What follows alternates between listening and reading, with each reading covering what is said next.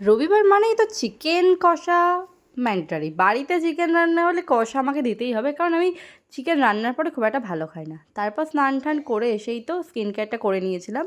আমি প্রোডাক্ট সব link add করে দেবো। আমি না ওই কী বলে সকালের ব্রেকফাস্টটা স্কিপ করে দিয়েছিলাম, ওই জন্য একেবারে লাঞ্চই চলে গেছি। তারপর শুয়ে শুয়ে একটু ফোন ঘাঁটছিলাম, মা বললো খাবার হতে একটু দেরি হবে। তার মাঝখানে মনে পড়লো যে আমাকে এই সলতেগুলো ঘিয়ে ভেজাতে হবে। এই জন্য সলতেগুলো যেহেতু আমার প্রদীপ অনুযায়ী একটু বড় হয়ে গেছিলো, তাই মা বললো সলতেগুলো একটা কাজ কর, মাঝখান থেকে কেটে নে। আমিও মার কথা মতো মাঝখান থেকে কেটে নিয়ে তারপর ঘিয়ে ভেজাচ্ছিলাম।